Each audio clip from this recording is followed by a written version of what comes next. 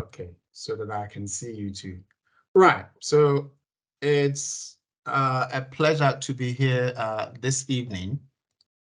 As Reverend Duke said, we are responding to this demand for training and assistance on data analytics. And this is coming to you right from the heart of Ghana, even though I'm based in the UK. I mean, for those of you who probably would like to know, I do this for a living. So I'm a senior lecturer in accounting at the University of Gloucestershire in the UK.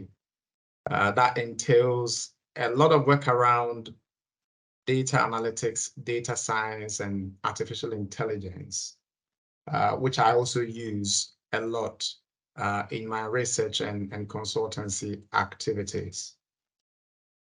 We thought about data analytics also because we believe it's a good point to transition from wherever you are in your professional career if you want to be very keen on data science and artificial intelligence, but you want to go gradually through that journey. So what are we talking about? Well, we're talking about the fact that our world has changed.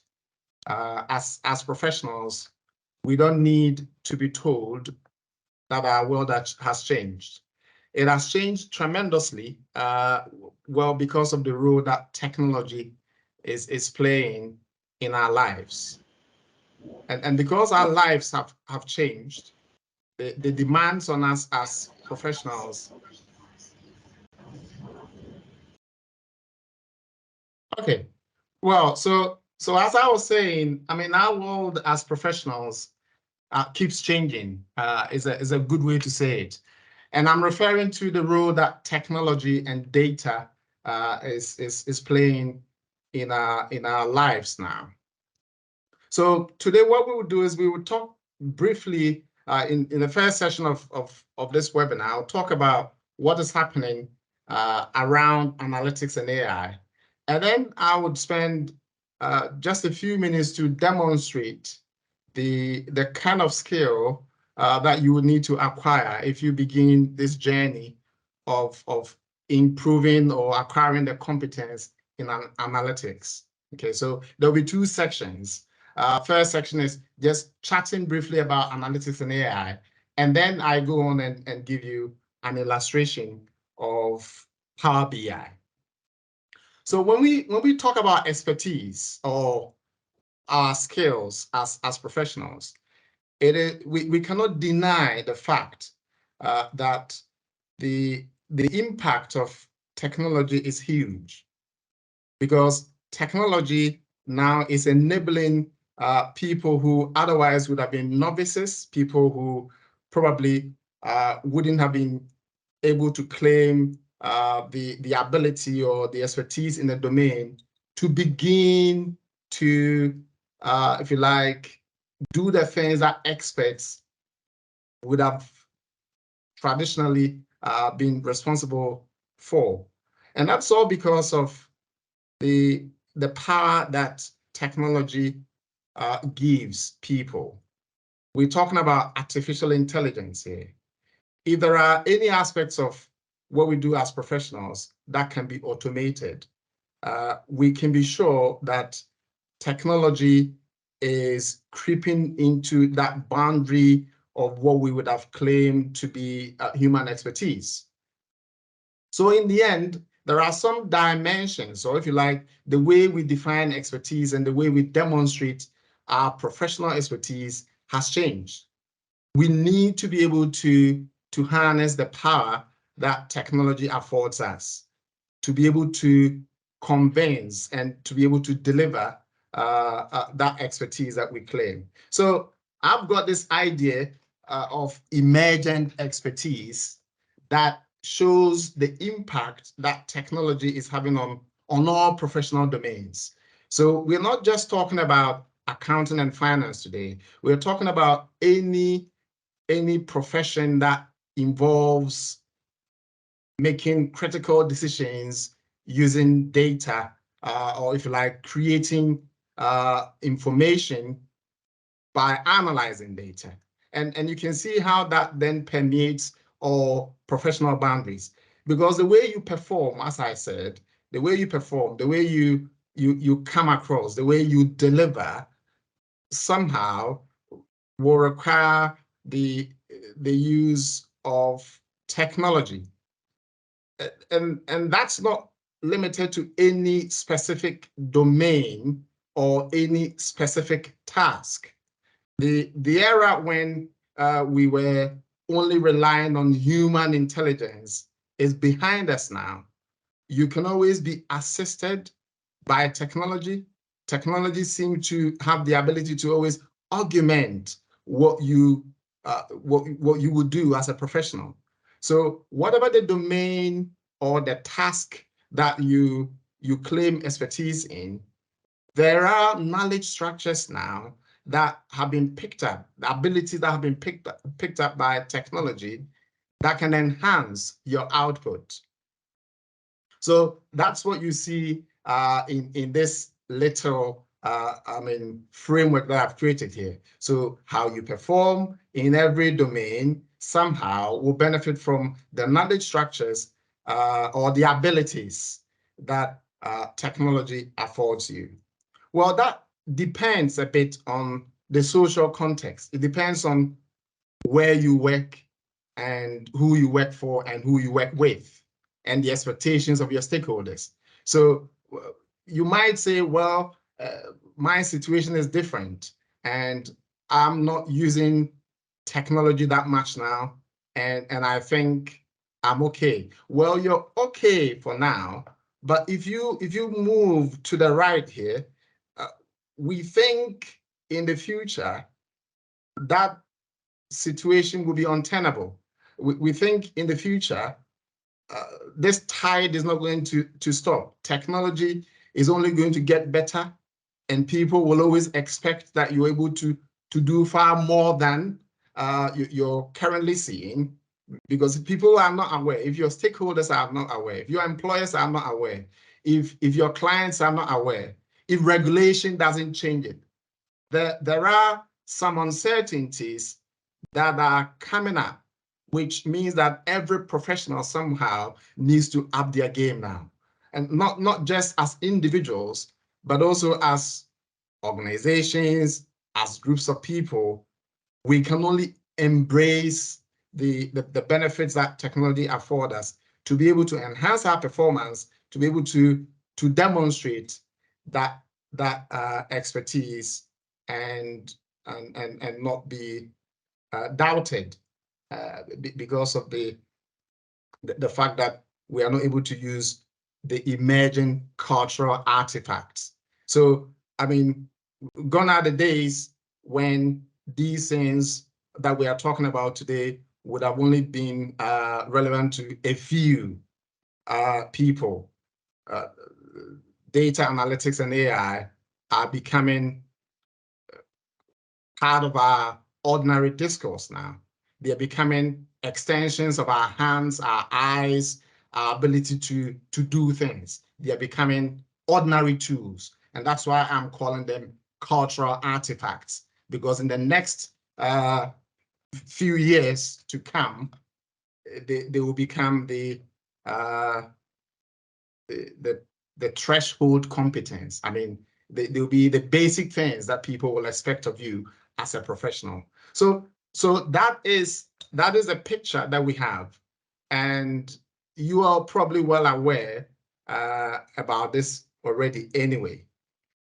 Well, what does that mean? Well, what that means is that data is key in every scientific, not just scientific, even in the arts, in every professional domain, data is key because turning data into meaningful insights to guide you in making the relevant decision is quite important, so to say. And data is now huge. I mean, again, because the way we live our lives has changed, because we are creating a lot of data and we are consuming a lot of data. To make the right decision, you need to know if your decisions are not informed by the right data, then you're out of touch. And data is no longer kind of numbers that were confined into accounting systems.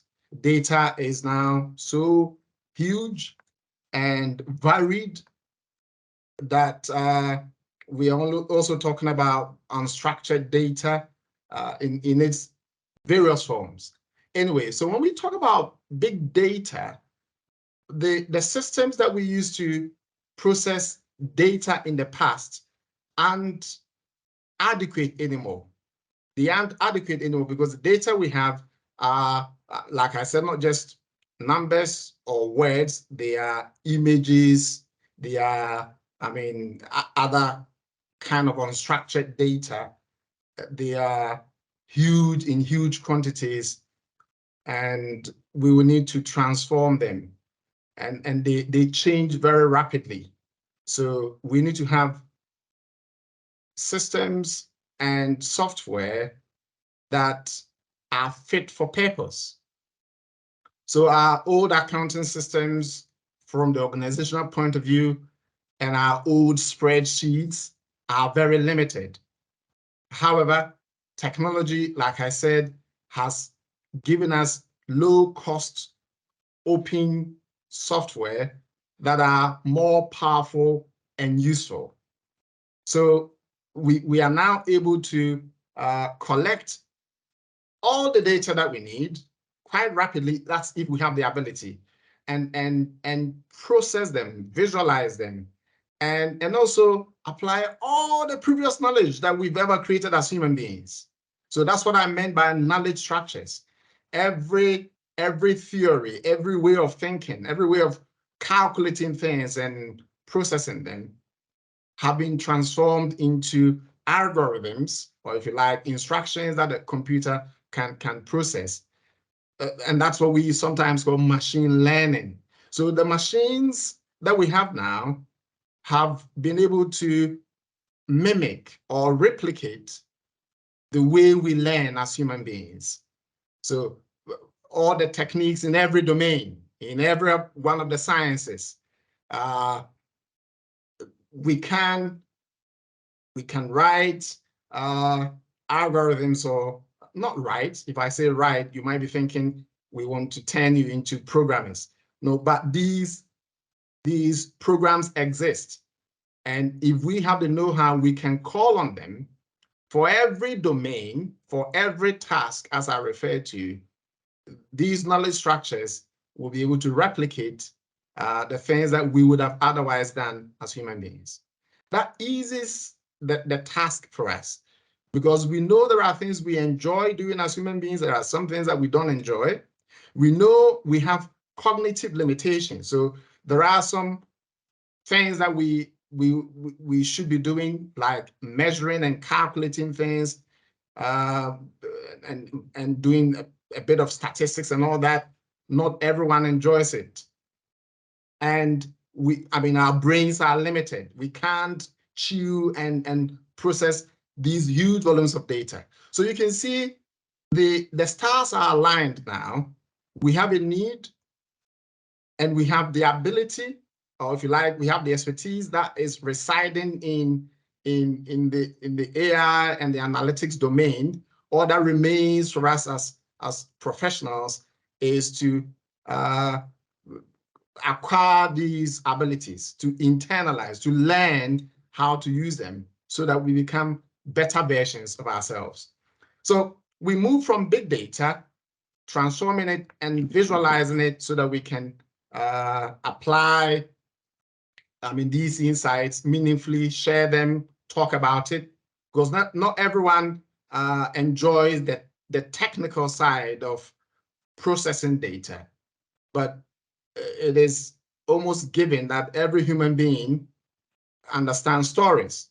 So we can pick or we can collect all these messy bits of data, process them, and present them in meaningful visual forms, so that whoever we talk to, whether we're talking to colleagues in our team, or we're talking to our clients, or we're sharing with the general public, we're able to share the insights in meaningful ways, in ways whereby we move from messy data to telling beautiful stories. So that is the picture. That is a picture. If I sum up, what we're saying is these tools are beautiful if you can use them. Therefore, why don't you, as a professional, think about, if you're not already doing that, why don't you think about beginning that journey, so that you'll be able to future-proof your expertise, demonstrate your competence, and be very good at the things you do, because you're able to quickly process data and use it as the basis of the decisions and the recommendations that you make at work. That's the backstory. So what we have taken upon ourselves is the African Institute of Artificial Intelligence has taken on the challenge of helping professionals in Africa, across Africa. Of course, we're starting from Ghana, but the idea is that the best is also good for Africa. So why don't we start now? We are not intending to kind of teach you to become a programmer or a developer. We adopt a user's perspective, so that you're able to understand how these things work, and you're able to use them. The ability to use them is of the essence for us. And we have the expertise. We have learned how to use it. We enjoy using it. And we know the pain you can go through. Even if you have the will, it could be very difficult, because a lot of the resources that you will find out there are written by people who are very technical in their outlook. And because this is changing rapidly, the truth doesn't stay constant for a long time. The things that you might find in books will become very quickly outdated. And even the software that you will learn keeps changing very rapidly, such that if you don't get somebody who will hold your hand and help you using a hands-on approach to enable you enjoy the process of becoming competent, you might give up, because it could be a bit of a challenge. So we adopt that user perspective, and we organize these training sessions in the form of boot camps, where we have set number of days, usually 3 days, when we pick kind of a topic, or if you like, a software, and we introduce you to it over 3 days, and then we support you with some online sessions subsequently, usually over about 3 months, so that you'll be able to do the things that we helped you to learn at the bootcamp. And then after about 3 months, we go to the intermediate level, where we begin to look at far more advanced applications of the software. Again, 3 days bootcamp. We get it done. You enjoy it. We support you for about 3 months. And then we go on to the very final level, where you become very competent.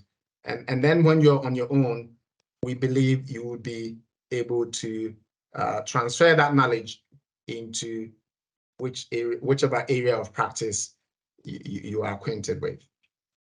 So that is the idea.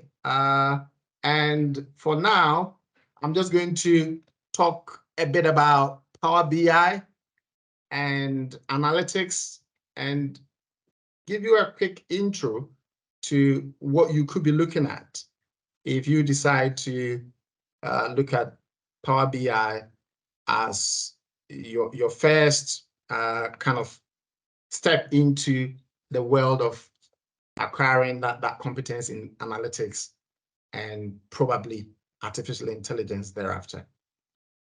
So Power BI, I mean, in my mind, is something that you'll be very familiar with if you've seen a bit of Excel before. So Power BI is, if you like, the halfway house between the old systems that we have, or we had, I should say, the old systems that we had, and the very emerging data science software that is very, very far more advanced and powerful. It is indeed that halfway house, because Power BI enables you to embed these advanced software, the most notable one being Python and maybe R, into your analytics. So you're moving away from Excel and you're preparing yourself to be able to do far more advanced things that Excel couldn't do, which will be at the beginning stage of data analytics. And there what you're doing is you're really focusing on collecting big data in its various forms and analyzing relationships between, I mean, the bits of that data, and being able to tell stories. In fact, in the form of analytics, visuals, and all that. It is very powerful, far more powerful than Excel. But then, as I said, if you want to do the very far advanced versions of analytics, then you will need to augment your Power BI with Python. Python will be your gateway to the world of combining analytics and artificial intelligence. So it's a very good place to begin, because you will begin without coding. I know some people, when they hear the word coding, it becomes too complex. So Power BI enables you to wrap your head around the analytics without worrying at all about coding. And then as you progress through your Power BI without coding, gradually, friends, gradually, you begin to see that there are limitations to your life if you don't begin to code. And even in Excel, you remember you have to write some functions. So Power BI, again, is a nice halfway house, because then you begin to use, I mean, a language called DAX, data analysis expressions, which you're probably familiar with in Excel if you've used Power Query before and all those things. So you begin to write simple expressions that are not codes, but look like codes, because from there, you are even able to do far more powerful things in your Power BI. And by doing that, you're almost there to begin talking to Python, because Python would take you to a different level. So we love Power BI because it will transform what you're able to do. If you're familiar with Excel, if you don't know Excel, it doesn't matter. It's very straightforward. As I'll demonstrate in a minute, you begin from there, but that could be the end of the journey for you. You might say, I don't want to go anymore. I will stay within the data analytics realm, and I'll leave the far advanced stuff for other people. That's fine, but that will in itself be transformational.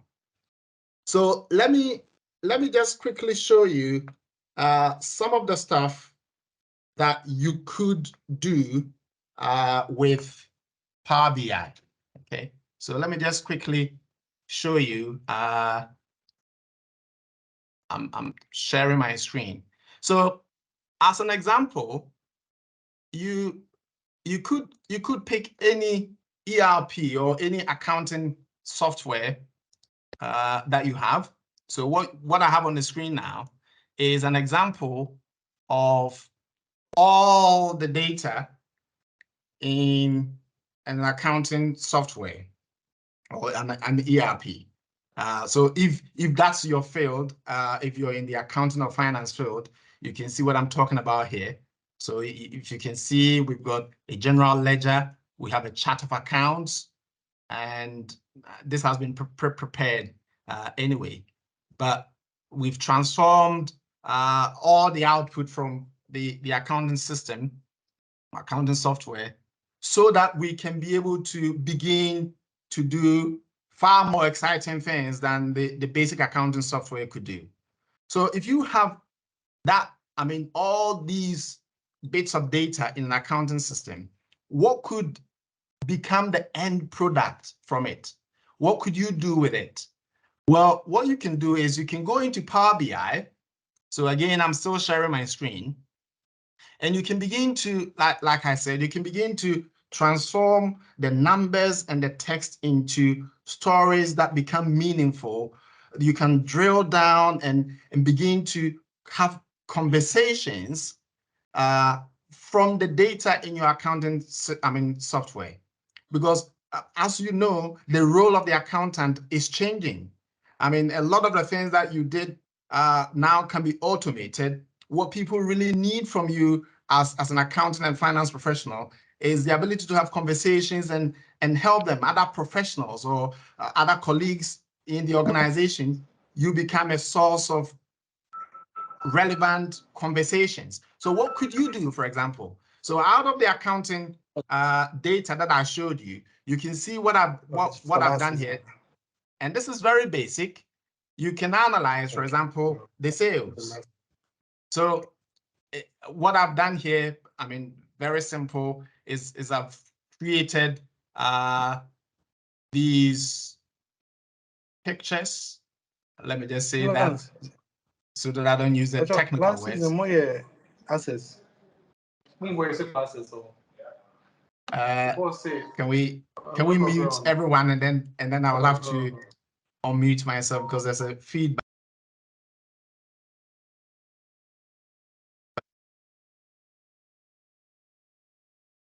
Good. So as you can see, the data from the accounting software was for 3 years, and all of a sudden, I've called in just a sales bit for the 3 years, and we can begin to show trends over time, and then we can begin to slice the data up.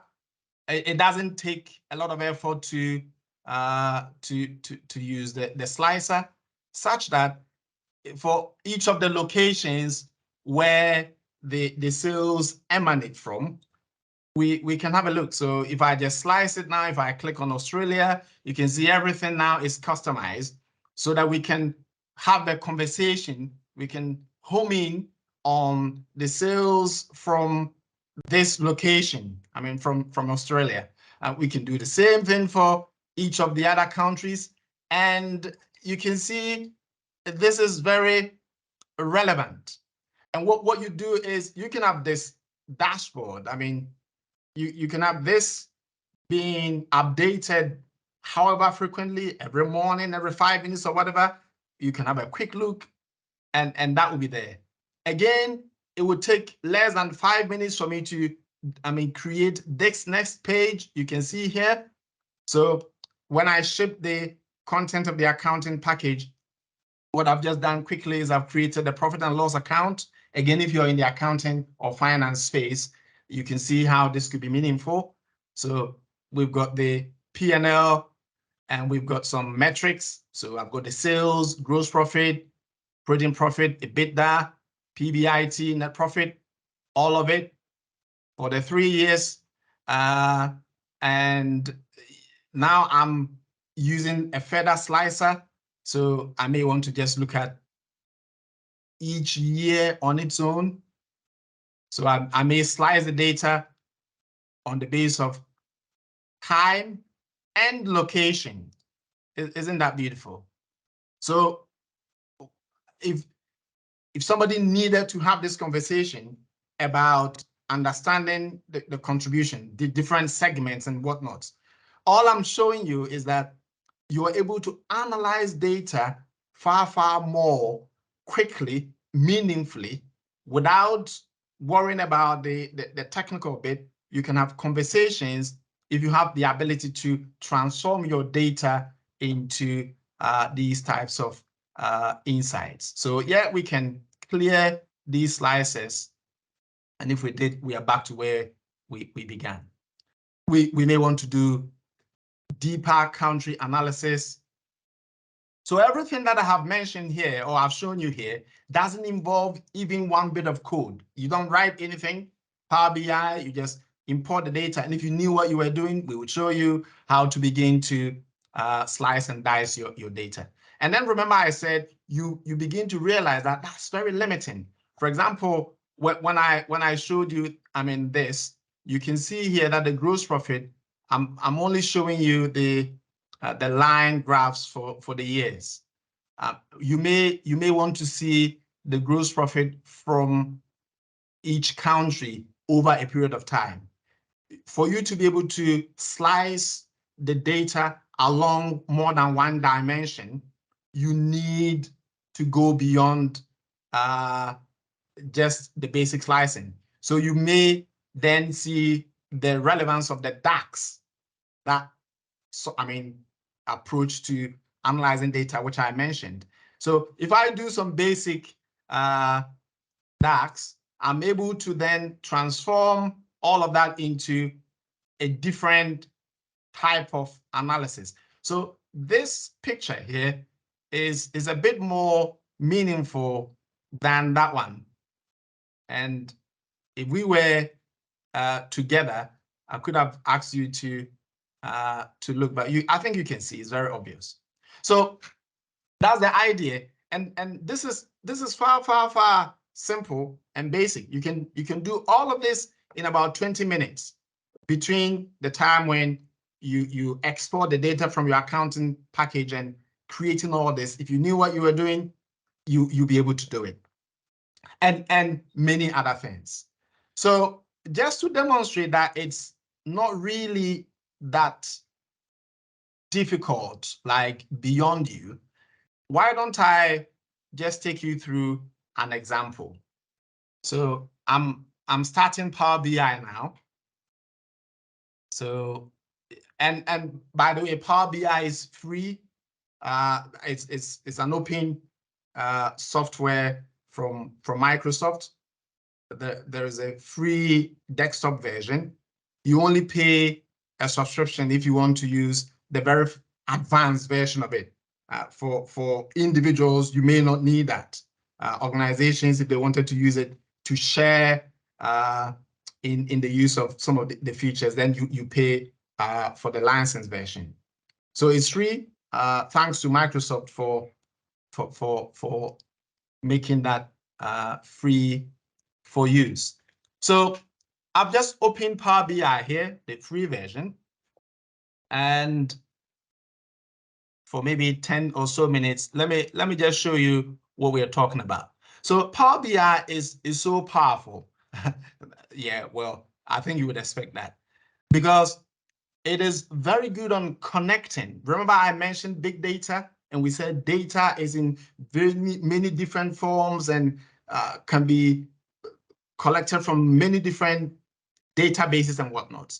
So you are able to connect your Power BI to different types of data. For example, if I click on Get Data now, you can see the common sources of data. So Excel is only one. There's so many other forms or other sources of data that we can use. And there's even more. Okay, so you can see here, these are all types or sources of data. So the data doesn't have to be structured in whatever form it is. If it's here, right, we can connect to it and import that data into Power BI and play with it. And that's what we do. We play with it, and then we're able to tell stories. For now, let's just keep it simple. So let me just import some Excel data.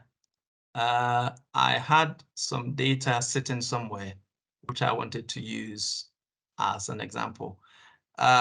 Well, the one that I showed you was an accounting kind of example. And I didn't want people to say, oh, I'm not an accountant, this might not apply to me. So I went around and looked for some piece of data which maybe we can all relate to. So let me see if I can find it somewhere. Where are you, data? I think that data is sitting here. Yeah, so this is publicly available data. I mean, health data, Medicare data from the US. So let's collect that data. And you can see here, Power BI is importing that data. And it's telling us here that we've got these bits of tables in that Excel file. I'm just going to bring in both tables, right? If we were in a classroom, we would have done some transforming, but let's just load it.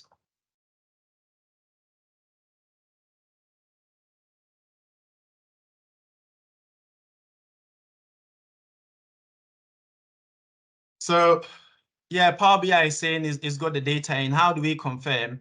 We can click on the model here. If we click on the model here, we can see indeed both tables have been brought in. So there are two bits of data, and Power BI has automatically created a relationship between them. That's very important. But for now, let's just take it that way, right? We take it that there is a connection between the two. Well, the relevance of that is the fact that if we did anything with any piece of data in this table, Power BI will be able to use it even if we're multiplying or dividing it with something else in the other table. Anyway, so yeah, so the data has come in, and if we check here, we can see what bit of data we're talking about. So it's a huge data set, right? It's more than 1,000 rows in there, in that one, and in the providers list as well. We've got some data in there. Well, what do we want to do? We just want to focus on basic visuals. I mean, that was the purpose of what I wanted to show you. So the data is in there, and here on our screen, we've got so many ways of visualizing and processing that data, right? So yeah, how do we prove that? So for example, if we click on this card here, something will appear here, right, on the visualizing pane, and we will be able to demonstrate the bit of the data in the database that we care about. For example, if I come to providers here, you can see we've got columns that are describing the various.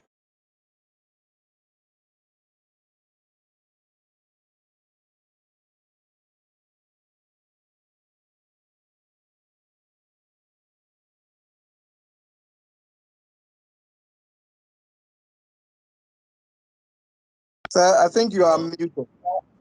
You've muted yourself. Sorry, I can promise you that I didn't mute myself, but I was muted. You're right. So so what we're saying here is effectively we can see when we select a piece of data here, a column here, something will happen in that card. I mean, there will be a display. So what we want to do is we would like to see the numbers, right? Let me just show some numbers. So the first thing I want to do is to show you some numbers from there. So let me just design this like that, and then come to the other table and click on the first column, and that is a number. It is if you make it a bit bigger, it shows you the amount of money that has been the average cost that has been covered by Medicare in 2017. So that bit of information is now available on our screen. I just want to, yeah, and we may want to format it a bit, right? So this is visualizing. We may want to format it and let it start looking beautiful. So this is the formatting pane. We come here, visuals, we can click on the call out. It's too big, so I'm making it small. Let me just bring it to 30 or something like that. And as you probably can see, we can change the font and maybe we can change the color. Why don't I just pick something that will be a bit brighter? So we've got that done. That's a nice number that may be meaningful to someone. Let's just show a few other numbers. So I'm just going to copy that card, and Control-C, Control-V will create new cards for me. So let me just, yeah, I've got these two, and then I paste it again. I needed 3 cards. It's like I'm playing a game, isn't it? So let's just bring that here, right? But then I want them to display different numbers, okay? This one was the average covered cost. I want this to display the actual payments, okay? So when I select it, I can come to the fields here and change the field. So I'll drop in the average Medicare payment, and you can see that has been displayed there. You can imagine what will happen to the next one, isn't it? I want to change this to show the average total payment, and your guess is as good as mine. What do I have to do? Select it and change it here. So now I've got on my dashboard some numbers that may be relevant to me. I might be that person who needs to see these numbers every morning or every evening or every week or whatever. I don't need to go searching. I've created a dashboard. I've connected my Power BI to the source of that data, and then that feed will be happening whenever the database is updated. This number is shipped out, so that the figure I see every time I look is the most relevant. That's one of the other attributes of big data. It's quite volatile. It keeps changing. So the facts can change rapidly if you haven't got your eyes on it. So I've created this dashboard, and all I'm showing you here is whatever domain you're in, if you have a database, you can create a dashboard that sits on that database, and you pick which pieces of data you want to see periodically, and that will be the case. So this is just a card, but maybe I wanted to show a bit more. So let me just do a clustered bar chart here. So I have to click on here and do a clustered bar chart on this side here. And what I want to see is I want to see the list of providers. Remember, I clicked on it earlier on and it didn't look beautiful. So if I use a clustered bar chart and I come here and I select the provider names. So I'm going to select the provider names and drop it in the y-axis. You can see provider name is appearing here now. But what do I want to see? I want to see how much money we pay to each of them. So I'll come to the average payment and I'll drop that in the x-axis. Boom. And when I do that, you can see what has happened now. I've got a clustered bar chart now that is showing me the names of all the providers and the total amount of money or payments that we've made to them. But there's so many of them. Look, there's so many of them. So many of them. So maybe what I need is I need to just see maybe the top 10 or whatever. So yeah, top 10, no, top 15 maybe. Top 15. So yeah, I can do that. So I can select that clustered chart. And what I'm thinking is, why don't I come to the filters here? You can see filters.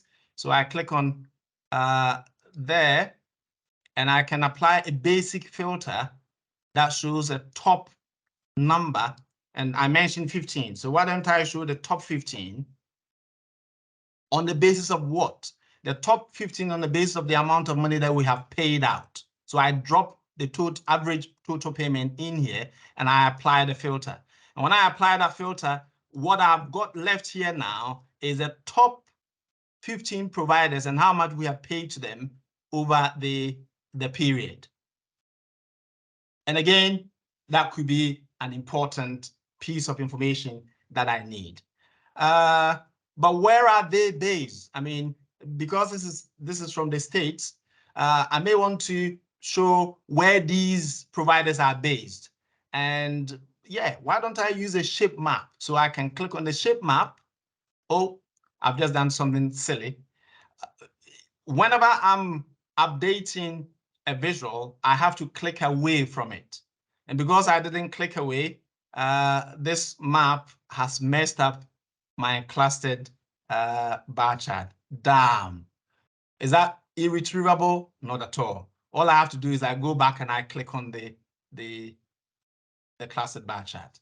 Now, if you didn't know what to do, you'd be shivering like, oh, no, it's messed up. No, it's not messed up. I had to click away, and now I can do it again. Click on the map, and you can see now I've got a map. And what do I want to do? In this map, I want to show the location of these providers. So I can come to the providers here, right? And I can look at the state that they are based in. So provider state, I can drop that in the location pane here. And you can see now a map of the states appears, and every state is covered. But I want to show the different kind of the where these guys where they are based, isn't it? The total, the color saturation there should be changed. Otherwise, what will happen is everybody is selected. So I was going to ask you, what do you think I have to do? Can anybody suggest what I may have to do? If you're following me so far, it's gone quiet. Oh, there's a hand up already. Yes. Yeah. Whose hand is up? Do you want to chip in? Hello? I don't know if it's Paul.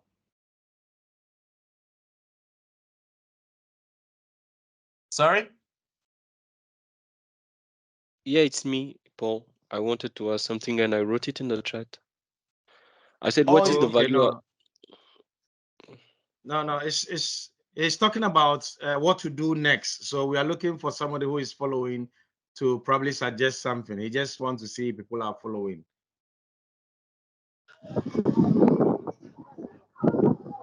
Anybody wants to chip in? Yeah, Gideon. Yes, yes, please. Doctor, I suggest you change the color saturation so that you can differentiate between the map and the other averages you are trying to indicate to us. Yeah, but yeah. So what I'm asking is, how do I change that? What do you think I should do to be able to change that?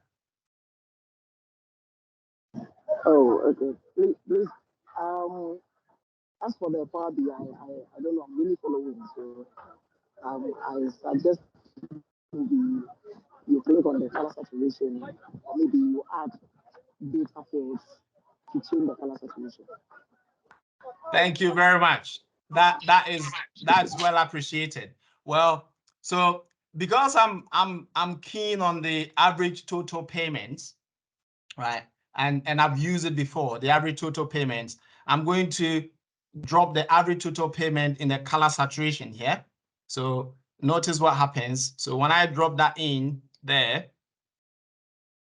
now what happens is if I select a particular provider, it will show me where they are based, right? And then there is a tooltip that shows me the average payment that is appearing on the screen now.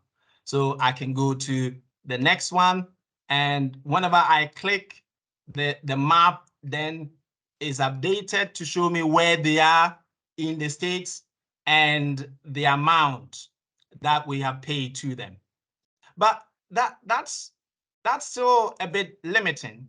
I probably would want to have a slicer that will list all the states, so that when I click on the state, I can see all of this in a far better way. So why don't I do that? So I'll do that. I'll click on, remember I need to click away, right? So I click away, and I'm clicking on a slicer now. I click on the slicer here. And what I want to do is I want to slice everything on the screen on the basis of state.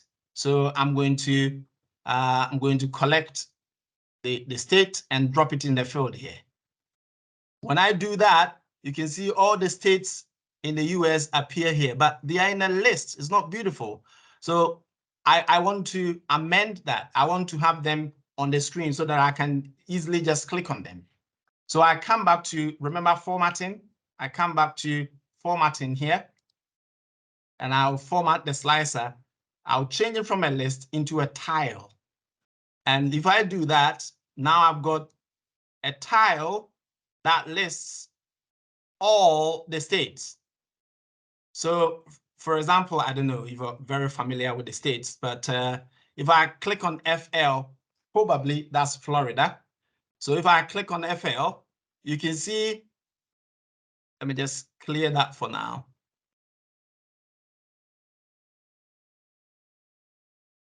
If I click on Florida, something is not happening. I need to clear all of that. Let's see.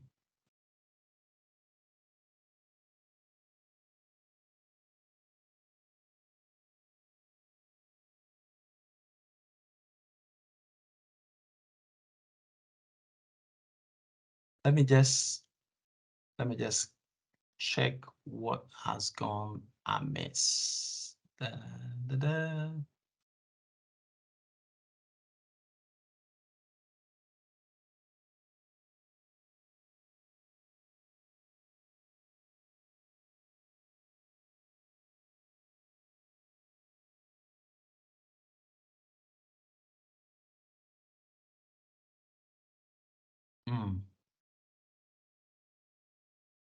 Right. Something has gone wrong somewhere. Let me just take my time and check what I have not included. Anyway, if that will create a mess. So I've got this here. I've got a working version there in the interest of time. So this is what I was trying to demonstrate there, so that you can see done properly. What will happen is when we click on the state, the slicer is slicing everything on the screen to show us just the pieces of data that relate to that selection, right? Yeah. So effectively, what you've got there is maybe 10 minutes or so to create a dashboard that transforms the data that you had. Where was it there? The data that you had in this form, which is an Excel sheet, into a nice picture that tells a story that could be meaningful to you. And this is for every domain effectively. We've seen that example from the accounting field, which was there. Where is it? That one, which transformed general ledger and all those bits into nice, pretty pictures. And we've also seen this example here from a bit of the healthcare space. If you're in HR or marketing or in the sciences, wherever you are, whichever data you have, remember, you'll be able to import that data, and knowing the pieces of metrics or displays that are important for that domain, you'll be able to create a relevant dashboard that will guide you in your decision making. So that is a quick demonstration of what you're looking at if you were thinking about Power BI and analytics. We recommend unreservedly that you will need somebody to maybe hold your hand as you begin that journey. We've helped a lot of people to do it. It's quite painful if you're trying to do it online. I mean, learning some of these things online, just as you saw there. Well, I clicked something that messed up my dashboard, and I would need to maybe look at that carefully for about 5 minutes to be able to see what had gone wrong. If you were doing that on your own and you didn't know what to do, that's it. You hit your head against the wall, and there is nowhere for you to go. So if you do it in person, you take that pain away from the whole exercise. It becomes seamless, and you become confident right from the word go. The journey will not end there.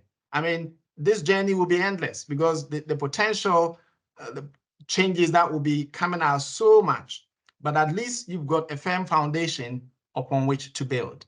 So we are looking at our next in-person session in Accra at the Accra Digital Center, 3 days, the 28th to the 30th of November for Power BI. We will be doing all the basics right up until you begin to use DAX. So that will be the plan. And we'll be picking examples from not just the accounting and finance domain, from HR, from the health services, healthcare, marketing, business planning, and all that. We'll be using those examples to build and boost your confidence.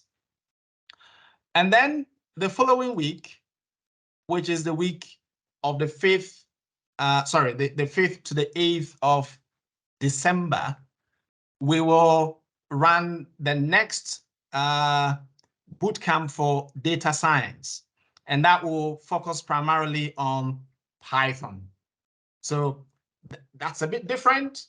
That takes you right to the heart of data science, and level 1, 3 days, you become very, very knowledgeable with the basics, and we'll be welcoming you back sometime in February next year for you to do the intermediate. We believe that after about a year, for those who will begin the data science training, you would have gone through the introductory, intermediate, and the advanced. The hope is that once you've done the data analytics using, Power BI, you will be well initiated, and you will join the Python training subsequently if you choose to go that way. So I think I've said enough. I will keep quiet now because I know you will have some questions or comments that you want to share with us. So thank you. I will stop talking now and listen to you. Thank you, Doc. Right. Thank you very much. Well done, Doc. So please, the floor is open for questions, and you can bring all the questions that you have. And I think we have Gideon. Is it Gideon in Nkrumah, or it is from before? Please, who has a question?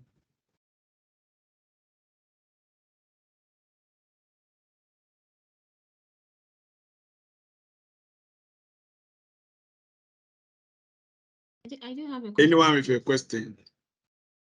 Yes. All right. So in the order in which it has, I see it here is Tumyeridan. Please, Hilda, you can ask your question. Then followed by Abubakari Umaru. So Hilda, please. Okay, good evening, Duke, and good evening, everyone. Sorry, evening. but I joined late, so maybe this question has been addressed and I didn't hear. Also, my network was off and on, so sorry if I'm repeating something that has been already said. I wanted to know if there will be certification after the training, the master class on the 28th to 30th November, and that of the 5th to, I think, is it 8th December. Will there be any certificate after you take us through the training, the master class training? Yes, please. There will be a certificate of attendance. Please, was I heard?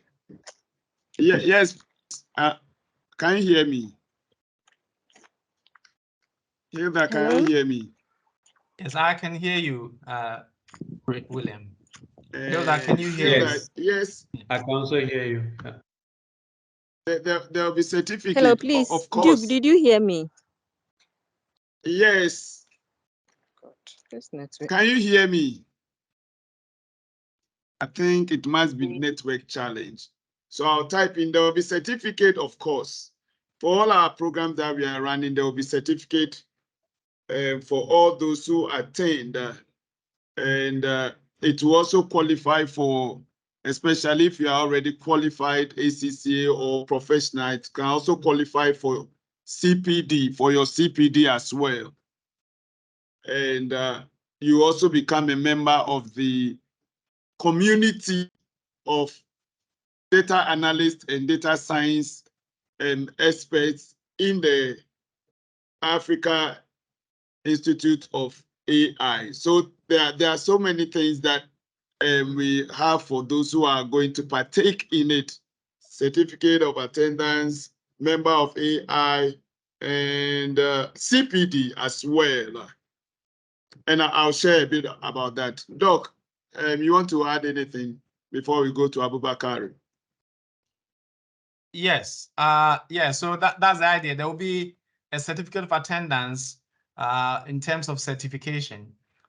And yeah, I mean, that might be relevant to your employers, or your professional body will give you accreditation for that ACCA and whatnot. So yeah, we will be looking forward to that. What we emphasize though is the ability or the skill that you go away with. The feedback when we organize these training events have been far positive.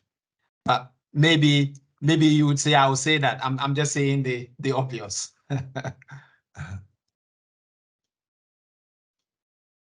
Thank you, Doc. So I think we will take Abubakari. And then there was Belinda as well. But let's go, Abubakari. Please, you can unmute and ask your question.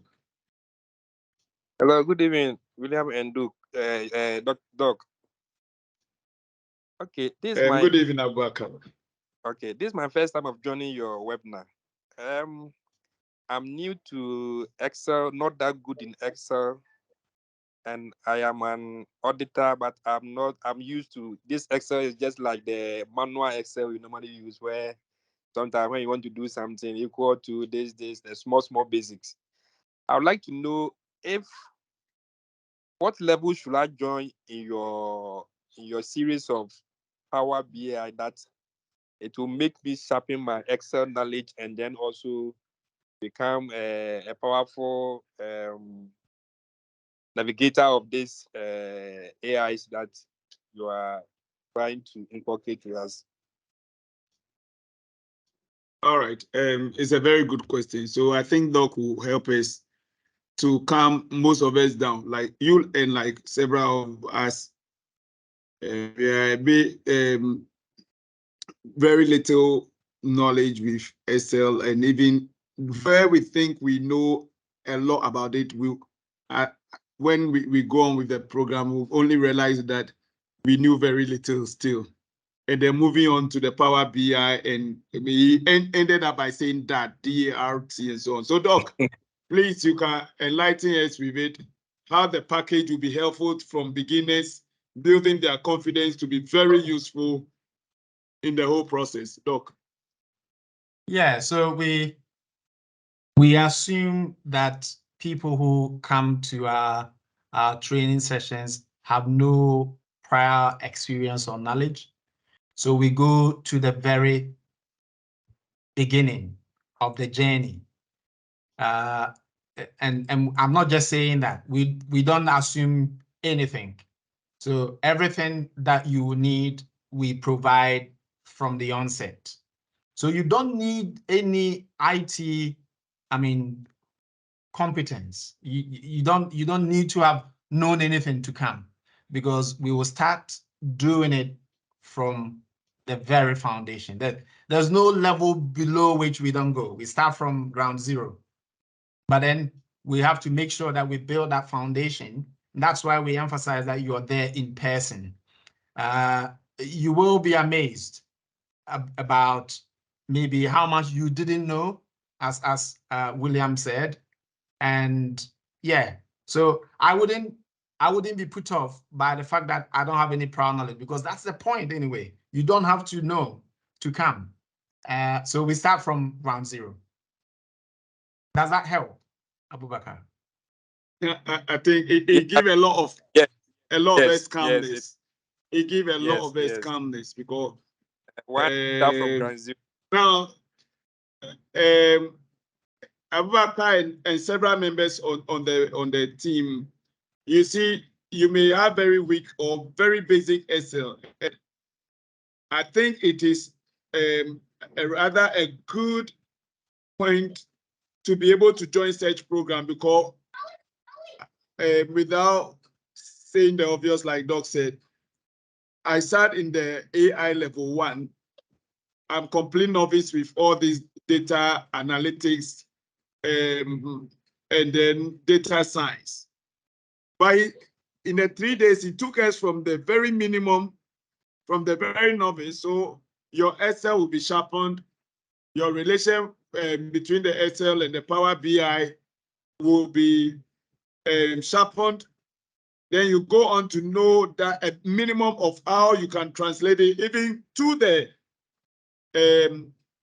AI, just at the inception of it, so that when you have mastered it, then you can be able to go on to do the artificial intelligence with that degree of confidence that your work will now be more meaningful, supported by data and by simple algorithm, like Dr. will say, to enhance your work. So I will encourage everyone, whether you use Excel or not, whether you've done Excel or not, but the trend in accounting, in business, in social sciences, in all aspects of our life is moving significantly.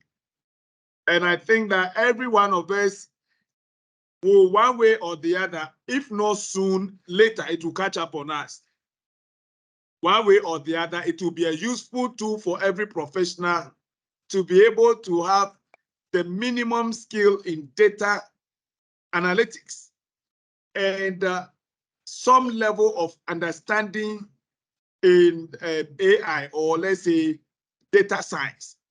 If not now, very soon. So it's a good thing to think about, and wanting to be at the forefront, especially in Ghana and West Africa, amongst those who have embraced it, learned it, practiced with it, and working with it, so that you leverage in your competitiveness regarding employment, consultancy, and so on. So Abubakar, feel calm. I think that Doc will hold our hand through the process, and everyone will benefit. Yeah, I'll give you a call after this. I would like to know the timing, because of the work you do. So I'll call back. There's a number which tested me the link when I registered. So I'll call back to find out about more. Yes. And fantastic, fantastic. We will get time to explain even a lot more for you and relate it to your business environment. Sure. I'll contact. All right, Gideon. Thank you very much. Gideon Nkrumah, is it Gideon Nkrumah? Please.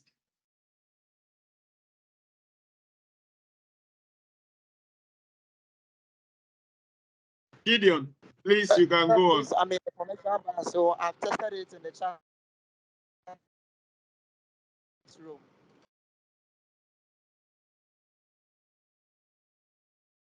Please, can you hear? I can hear. Okay, so William Anti-Taylor. Yes, please. Please unmute. Yeah, hello. I just want to find out what is the correlation between the Power BI and then the AI. Okay, so Power BI is a tool for showing the results of your analysis. Okay, so let's take Power BI, like I said, as the conduit, like is the space within which you do all your analysis. Let me just bring back the bits that I was showing. By the way, as you were speaking, I just went and clicked on that previous file to see what was wrong, and I've been able to sort it out. So I'll show you. So I mean, what we're saying, Power BI effectively is this. Power BI is three things. It's you get data into this thing, and whatever data you have, you can bring it in here. And once you've got that data in there, you're able to process that data, transform it. So you can do a lot of kind of cleaning and tweaking, get the data ready. The main thing, the main output from Power BI is here, is what you get. So you see this thing is working now, right? This is what I was showing you. But, sorry, artificial intelligence is a broader, bigger beast. So artificial intelligence simply is when machines begin to work like human beings. Okay, so machines are mimicking human intelligence. So the things that we would have done are now being translated into the machine space. And the fact is, the things we do, or if you like, the processes we go through when we're making decisions are quite simple. Right? It comes down to finding relationships between things and being able to recognize when these relationships exist. Right? So that is the essence of it. So you're trying to identify association between things, and you're trying to classify things. You're trying to project things or forecast, look at what will happen. So the whole space of all of that is what we call artificial intelligence. And the mechanics of that, the way that process comes about, is all encapsulated into different forms of software that learn and do these things. Power BI can become the home or the space within which we can bring in all this analysis and project the outcomes. So let me show you. So if you come here, if you come to your where we are, let me just move this guy away. Wait, this guy away. We were filtering. What we were doing was just simply filtering the data. But if I click on this, you can see there is a PY here. So amongst the analysis that you can do, Power BI gives you this tiny window and says, do you want to use Python? It's very simple. This link here looks very innocent. Say, do you want to use Python in Power BI, or do you want to use R in Power BI? The moment you say yes to Python here, you're opening your Power BI app to receive all the goodies of Python. And Python is at the heart of the full stream of artificial intelligence. Artificial intelligence normally is classified in terms of machine learning and various forms of something called deep learning. So all this learning now becomes available to you in Power BI if you know how to use it. William, does that help? So Power BI is preparing you so that once you're able to deal with the ordinary and you have the appetite, we can help you to touch on Python and embed Python into your Power BI. And believe you me, that is where you want to go. Because once you're there, if I say something like ChatGPT, that might ring a bell. I wanted to demonstrate that, but that was going to be a bit more technical than what I did, because what ChatGPT can do is you can ask ChatGPT to help you write something in Python that you can put into Power BI. So you can go to ChatGPT and say, for example, I want this data and I want to create a visual that will be this and that. You can describe it. And what Power BI will do, what ChatGPT will do is it will collect that data and write the Python code for you so that you can bring it into Power BI. But the problem, as my good friend, Reverend Duke would say, is what would you do with that code if ChatGPT gives it to you and you don't know what to do with it? So you can integrate all the knowledge that exists. And that's what I was saying initially. The knowledge structures have changed. You don't need to go and ask somebody, another human being. Now machines can be your go-to friend, but only if you understand what they will give you. If they give you the code, would you be able to use it? That's what we are here for. We're here to give you that soft landing. This is what I call, for those of you who are accountants or people who are familiar with Excel or want to go slowly into this space, the good way to go in is to start with Power BI.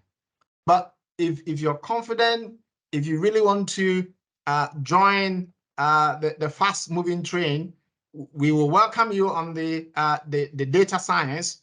It doesn't mean it's any more difficult, but it's a different way. For those of you who are already in the analysis of data space, Power BI will be a nice place to begin, but you could also begin from the data science space with Python.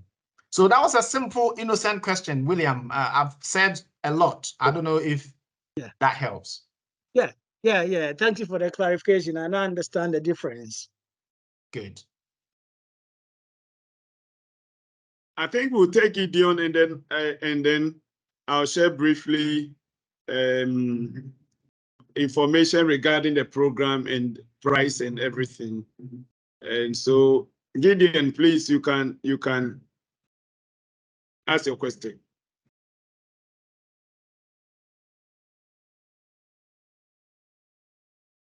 I think you still have challenge.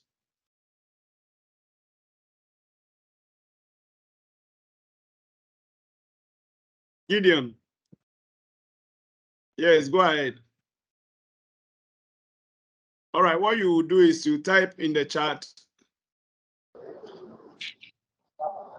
Okay, one says that He has already typed in the okay, so let me come to the questions in the chat. Please, I wanted to know if the AI student before can join the upcoming class for the Power BI class and the data science class. Please, is there going to be a cost for us since we joined the first class, please? I'm not sure whether you joined the first class as in September, but if you did join the September class, then I'll guess you will not need to join again because it is a repetition of what we did.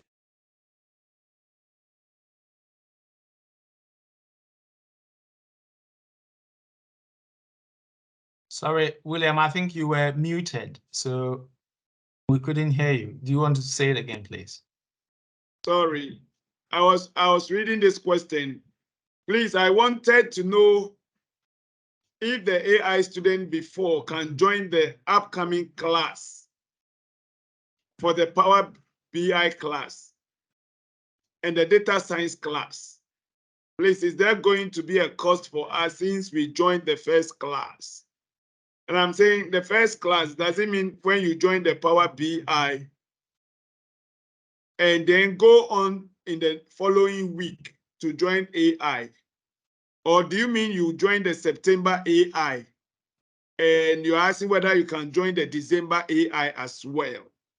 Now, let me try to answer. If you do the Power BI in November, I think Doc will be able to explain better. But if you do the Power BI in November, my best suggestion would be that you take some weeks and months to master the Power BI. So it wouldn't be appropriate for you to finish the Power BI this week and then go on to do the AI level 1.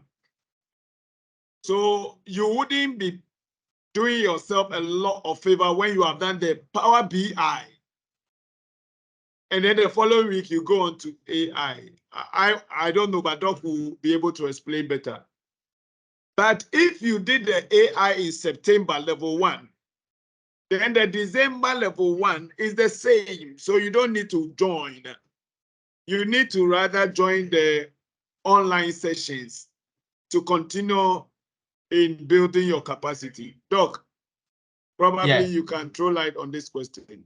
Yeah, thank you, Reverend William. I think you've said it nicely. So as I was saying, we want to say take about 3 months to build your skill set when you have attended any of our sessions. So if we were with you in September, we are not expecting you to be able to repeat the kind of the level 1 again in November. That's not the idea.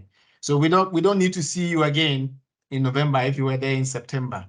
I think maybe what Gideon was asking was if they did the data science, are they allowed to come and do the Power BI? Yeah, the answer could be a yes, but there will be cost implications. But I think what William said there was rather brilliant. Why don't you focus on kind of the online sessions to improve on your competence for data science? Because at the turn of the new year, we will be coming to do level 2 so that your journey will be in that direction. Have I said it well, William, you think? Fantastic, Doc. Yeah. There are a few questions here that I say, what about the fee? Is the training free or will they attract fee? I'll share a PowerPoint slide showing us the fee, the installment payment that you can do and so on. But let me read the last question. I think it's from Linda Uswansa. Please, how different is the upcoming training from AI level 1 program held earlier? Would those of us who couldn't attend the earlier training be disadvantaged in any way? So, no. Doc. No. So, I mean, we're doing the AI level 1 again. So, like I said, we always assume we're starting from ground zero. So, the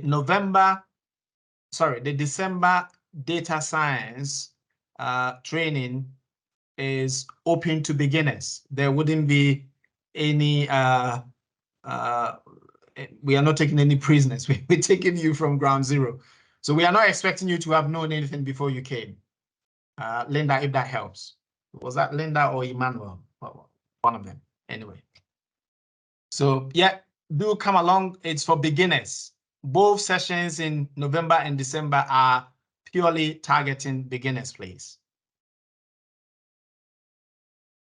Yes, please. I think that answers it. So in the next few minutes, Doc, if I may share my slides, to give us indication about the program, the pricing, the discounts, the installment payment structure.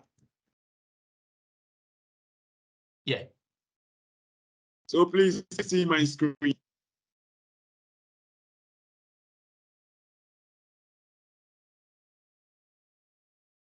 Not yet. Please, can you see my screen? No, I'm not seeing it yet. I'm watching. Right. You can be sure I'm watching. Oh yeah, Yes. I can see it now. All right. So just briefly, thank you very much for joining us, and hopefully in the next few minutes we will be bringing the session to a close. And so thank you, Doc, for allowing yourself to be very active in helping to build the capacity of the average Ghanaian professional in this new area that we only see on the internet and probably see so many things, but we have no proper guidance. So in view of several feedback and comments from industry, from students, and from different stakeholders, Duke Williams and then Africa Institute of Artificial Intelligence have thought it appropriate to put up in these two sessions in November ending and let's say the last week of November and in the first week of December. So if you can see on my screen, in the last week of November, we are hoping that Doc will come and help us with data analytics with Microsoft Power BI. And we have said that this master data analysis and visualization without coding. And as he has explained, I would love to be there because it will help build your Excel knowledge. It will hold you from the grassroots, build your capacity, then into the visualization, but also it is without coding. So you don't need to be worried and scared because it is without the complex coding. Date is 28 to 30th. That is Tuesday, Wednesday, Thursday. And you have the contact numbers, which we shared with you, those who joined and they registered. When you call these our administrative numbers, you get first-hand help. Wherever we have challenge, they will actually refer you to one of us and we will have the discussion with you. Now, if you have data analytic background and you think that you have mastered data analytics, or the nature of your work demand that you rather do the data science with Python, and tools that will cover include NumPy, Pandas, Matplotlib, Seaborn, and several. But that is still level 1 because we have 3 levels in the data science. So what we did in September, we are repeating it for those who said to the equivalent that unfortunately it was too close and they couldn't join. So we are repeating the session so that several of you who were interested but couldn't join because of the short notice can now make provision to join on the 5th to the 8th of December, and it's the same contact numbers. Now, when you look at the Power BI, it is a 3 days intensive program. It will be after the 3 days intensive program, it will be followed by 3 days online sessions. Sorry, 3 online sessions, not 3 days.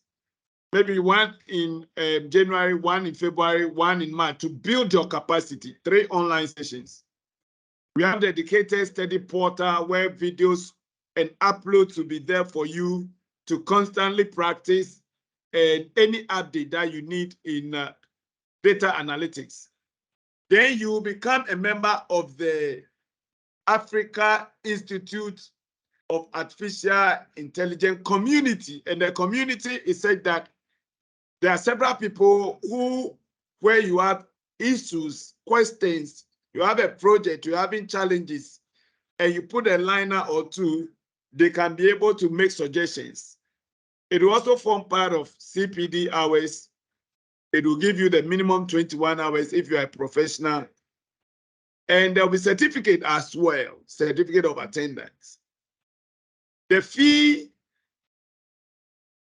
have been discounted from 6,500. It has been discounted by 1,500.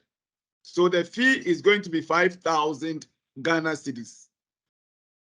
But we allow for installment payment, so you can make provision to make installment payment when you call the admin, and hopefully you would have made your final payment by the time that the Power BI will start. Now, to the best of my knowledge, management have discounted this significantly because when we have gone to various institutions, even when you are doing Excel, not to talk of advanced Excel, before Power BI and that, Excel and advanced Excel was going no less than 5,000 for 3 months. And then Power BI was almost 5,000 before that. So management feel that it is complementary to your study, so it should be discounted significantly. And the reason for the 3 days means that instead of every 2 hours a session, going in, traveling in and out, traveling for more than 10 weeks to 12 weeks, you get to do all 3 weeks, and the remainder you do online. So it's significantly discounted because several institutions have broken the Excel, advanced Excel, Power BI, DAX, and so on. And each is almost 5,000, 5,000, 4, 5, and so on. So speak to our admin staff. They'll make provision for you, give you the necessary information, guide you with the installment payment. Hopefully, you'll be able to finish paying and partake in the program to boost your professional qualification and your competitiveness in a very rapidly changing business landscape and social landscape. Now, it's similar for the data science. I've mentioned this. The date is 5th to 8th, 3 days intensive, 3 online sessions, dedicated portal of the AI community, CPD hours, certificate of attendance is 8,500 like before, but the discount still stands. We give a discount of 1,000, 7,500 installment payments are allowed. So that is in the form of how the program is organized in dates. And like Doc said, hopefully we are doing it at the Accra Digital Center. But as the dates approach, we'll give you further information, maps, Google Map and everything to place. And we have limited seats. It's not big community program. It's for limited cohorts each time. So please, if you are interested, make sure you register your interest, because once the class is fully booked, then we probably have to look at the next session. So that is it for me. And I think that I'll come back to Doc for us to have our closing, to bring the whole session to a close. William, you didn't mention the time. The time is 9 a.m. It's 9 a.m. actually, and then we finish somewhere 3, but not later than 4. We don't finish later than 4. So it's 9 a.m. start time, finishing not later than 4 p.m. each day for 3 days intensive. Lunch will be served, breakfast will be served, and like all the things you expect in corporate training will be available. You have your tag, you have your notebook, you have your pens, you have your bag, you have your t-shirt, you have so many things. So it's a complete package that we will let you know as we go along. Doc, please. No, thank you very much, William. And thank you very much, friends, for coming this evening. We hope it has been worth your while, and we look forward to speaking to you again and partnering with you so that we can help you on your journey. If you have any questions, as William has quite rightly said, do get in touch. Otherwise, hope to see you again very soon. Doc, I think there is a question from Linda Usu answer which has not been answered in the chat. Oh, there's a question. Oh, right. You have to scroll down and. Do you have any training programs for Yes, 2024? Yes. Yeah, the answer is yes. We're looking at 2024. Yeah. William, I mean, am I allowed to say sometime after February? Yes. I mean, February, March, February. yeah, no problem. Yes. February, March, sometime. That's the earliest we or the latest we can look far into 2024. But definitely we are going to be with you in this space. Yeah, we will be there with you. The community will be very active. There will be many other things happening beyond just the training. There will be conferences, there will be seminars, there will be other things happening in 2024. Yeah. So thank you very much. I don't know if there's no further questions, then I am done. Yeah, so, no, I think Linda's question is for the fact that, mostly we're doing our budgets for 2024 in this last quarter. Okay. So we want to know the cost and then the details of the program in order to budget for it now. Okay. Before, that is the main reason why I think Linda is asking. Oh, all right. Yeah, that is true. Like Doc is saying, we have already had discussion for 2024, but even beyond, because this is come to stay, and almost every quarter, we are intending that there will be a cohort that is being trained, either level 1, level 2, or level 3. So definitely 2024, between the months of February and March, will be yet another Power BI and then data science. Now, in terms of budgeting, you can use the projected fee as estimates, and largely we expect it to be about the same price, except something like what happened last year, the volatility and everything, inflation was so high. But all things being equal, you can budget with the figures that I showed you, and it will be public knowledge. We will even send you flyers and everything. It's not hidden charges. We are going to furnish you with all these details. And where you need letters to your organization, we'll write the letters for sponsorship and everything. When you need details of the program, it will all be spelled out for your HR. So we work together with you, and then we ensure that every support that we need to give you to be able to have the HR approval, we will do. So I hope that answers the question.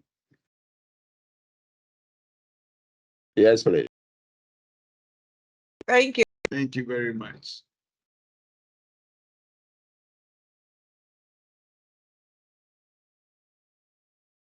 So on behalf of the William and AI, I wish to thank all of you for spending time with us. It's been brilliant coming your way, and hopefully we'll engage with you more, and hope to see you in one of our training programs, if not November, December in 2024. Thank you. God bless.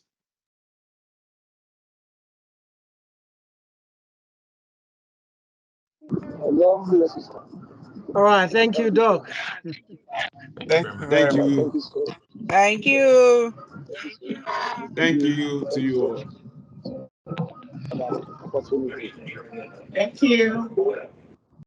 Thanks a lot. Thank you to you all.